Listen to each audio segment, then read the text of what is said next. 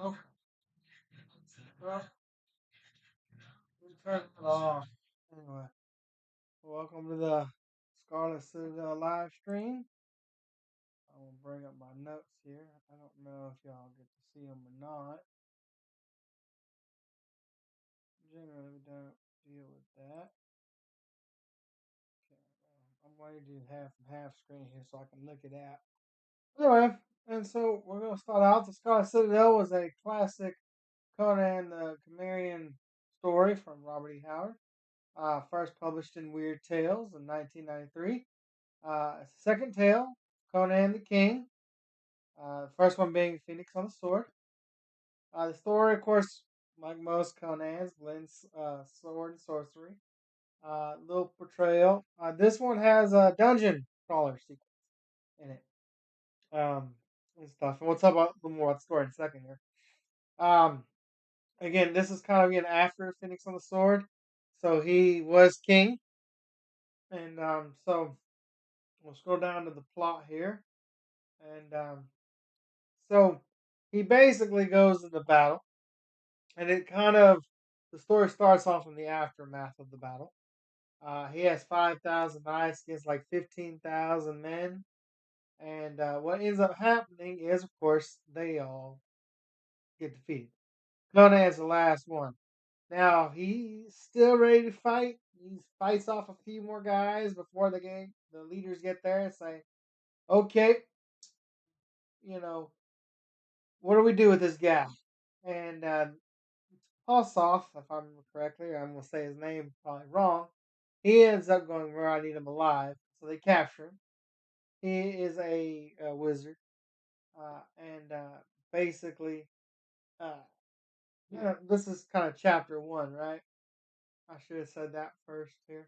Kind of did skip my notes there. Kind of chapter one, and so anyway, he ends up basically being captured. Uh, and he kind of fights, like I said, with a wounded lion. That's what it's kind of did. Anyway, and he gets drugged with purple lotus juice. In case you've ever played the Conan games, um, or just like the story, the little notes like that, right? I do sometimes. And so anyway, he ends up getting knocked out, being paralyzed, and then drug off to the town. Now I like in chapter two because chapter two is the one where he's in chains, and this is after he's been drugged through the city and smiling because they're trying to parade him around, but he's like, I ain't having this. So anyway, he's locked up in chapter two, and they basically try to make a deal with him. They say, "We'll give you all this money if you basically surrender your kingdom to us. Nice." And Conan's like, no, no, no. I have fought my way from the ground at the bottom all the way to the top. And you inherited your kingdom. You didn't fight for any of it. And so, how easily it can be taken from you with the right adversary. Obviously a strong enough force. Of course, Conan always likes his barbarian role. He hates his kingship role. But anyway, and so they end up basically throwing him to a dungeon. Now, what's really cool is they kind of create this atmosphere in chapter three as it's dark and you can't see anything in the dungeon. And so, sorry, he ends up basically trying to figure out anyway, how in the world he's going to get out of this. He's chained up from the waist. He can't move. Here comes this giant like 50-foot snake, right? And it's like, okay, well, if I move, it's gonna kill me. So I'm gonna just sit here and do my best to give it its death stare, like, right?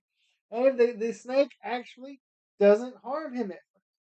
And then the door opens, so the snake goes into hiding, and it turns out to be this person of a different tribe, and he goes, Conan, I'm great to meet you. Now I'm thinking at first he's going to be a helpful guy, right? No, He goes, "How much will you give me for your freedom?" He makes like a deal, like 50 coins or whatever the currency's name was. I didn't write that down. And he's like, Conan's like, "I'll give you 50 coins." He goes, "No, not enough." He goes, "How much? Offer me more." And he offers him like 100 and like 5,000 or whatever. And it goes through this several times. And he goes, "No, no, keep offering me more." At this point, the snake has basically decided it was going to take out the guard or the guy. So he does. And ultimately, Conan is then able to free himself. And he runs away from the snake. Even though he has a sword, he's like, "I don't know if this is going to be able to beat him." Anyway, then he ends up basically going through this dark dungeon, which is full of different creatures and stuff. It was kind of cool to go into in depth. And what ends up happening is that he meets this one like flower, like tree, right? And this man, and I'm just trying to get an image of it in my head, like this guy just standing there like this. And here's this a flower, right, come out of him, and it's like a branch tree. So Conan decides he wants to rip it out of him, but he ends up chopping it instead. Because as he says later on, I've learned not to touch with my hands that which I don't need to. And so anyway, and becomes this if I'm right, Peleus guy. I'm saying it, yeah, Peleus right here. Anyway, and he goes, "Well, thank you for freeing me." He's like this long imprisoned rival wizard. And he says, "It's a good thing you didn't touch the tree because its roots are down for the depths of darkness, like almost like hell." Which is really interesting when you think about it. It's like, oh my, just imagining, just getting the imagery in my head, a hellfire tree coming up. Anyway, so he ends up basically taking the wizard out, and they make their way to escape the dungeon. Then some other stuff goes on, but I'm going to let you read the story. You can find these stories, by the way, are public domain, right? You can actually get an audio book of this. You don't have to buy it on it, and just type in the Scarlet Citadel. And it's actually a pretty interesting story. So anyway, I won't bore you with the details on this one, although maybe I should, but because this story is almost 100 years old, which is really kind of cool to think about when you think about Conan being almost 100. Anyway, and then so he ends up basically after escaping this, he finds the king in the town, and after the next couple chapters, basically beats him.